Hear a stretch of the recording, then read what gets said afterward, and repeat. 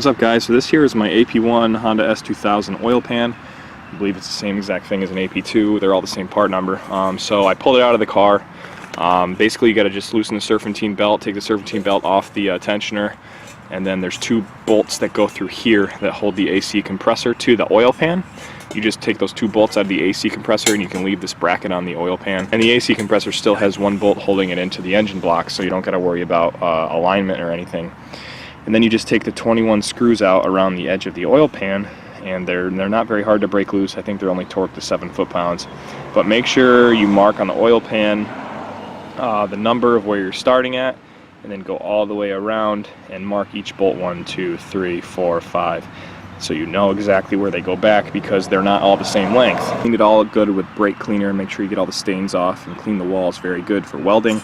This here is an Alloycraft baffle plate. Got this on eBay. It was $60. It has all these bent weld tabs, so you're supposed to weld to the tabs. There's 4 spots, and then you can add 2 extra welds on this edge up here. So it's kind of simple to put in, as long as you know a good welder.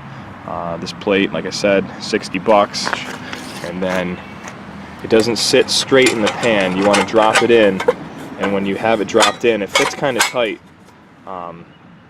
Actually may have to shave down the distance between these two, because that's hanging it up. When I try to push down more, it's binding up right there, and I don't want it to bind up before it's welded.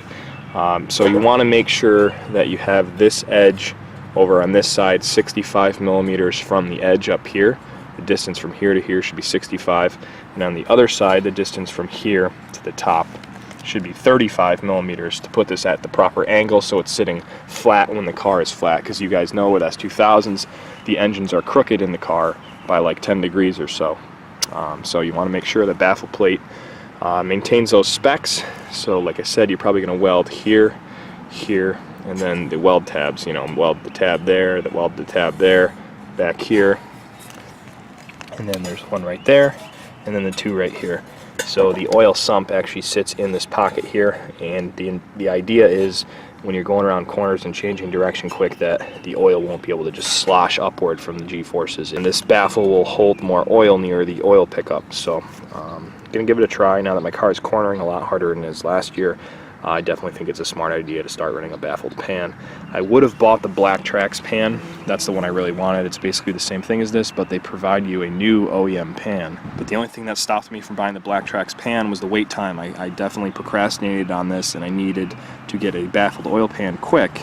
So the only option really is to buy the plate, since it could be shipped to my house quick, and go find someone locally to weld it. Because when you order the Black Trax oil pan, they need to order an OEM pan from Honda, and then they make the part and then they weld it in. So it's at least 2 weeks of lead time for you to receive it. And I did not have that kind of time before my first track day here in like 3 days. So I'm cutting it close. Gonna get this welded tomorrow, dropping it off tonight. Basically, if you just search S2000 oil pan baffle on eBay, this is the only thing that really pops up. This baffle plate's made of 5052 aluminum, which is a very, very common sheet metal aluminum that's very good for bending and whatnot, and holds its strength very well, can handle high temperatures. Alright, so I got the bottom of the block underneath the car all cleaned up to put the oil pan on. I'm going to go underneath right now and show you kind of just what it looks like, because there's not too much footage on YouTube of what the underside of an F20 looks like. So right there is your oil pickup, right through that hole. That's your oil pump pickup. Right here is the hole for the dipstick. And there's this other plate in front, so you can't see the crankshaft extremely well, but if you come over here, you can see the last rod, and then that up there is the piston way up there, and then that's the rod of the furthest cylinder, or the closest cylinder to the driver. But what I did was I cleaned up this the best I could with a razor blade. You got to be careful not to get anything that falls inside this plate or anything. And then I hit it with some paper towels and brake cleaner on the paper towels to wipe off the mating surfaces of the engine and the oil pan. So I'm going to use Honda Bond High Temp, and that's what you should use to put the oil pan back on. Make sure that's nice and clean. That was the hardest part of this whole thing, and it took the longest, was cleaning that surface very carefully. Alright, so here's the oil pan with the baffle welded in. As you can see, I had a guy make 3 welds along the edges here, about 1 inch long, spaced apart. That's what the picture showed online, so that's kind of what I went by. And then this baffle plate comes with weld tabs. So he welded the weld tabs there, there, and then on the back side, got it welded there, and then the 2 tabs over here. And I think the purpose behind the weld tabs is due to thermal expansion.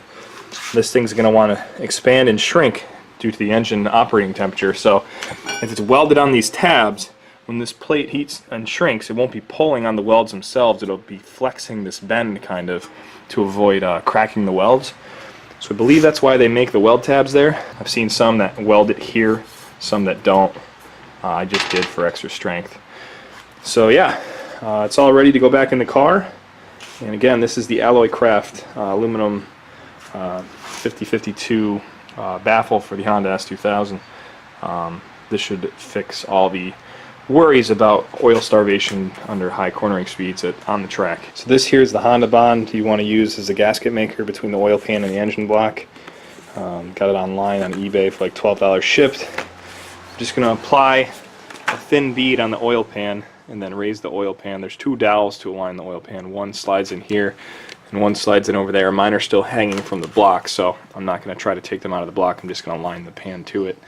So yeah, I'm just going to line a thin bead of Honda bond all the way around the pan and then apply it up there.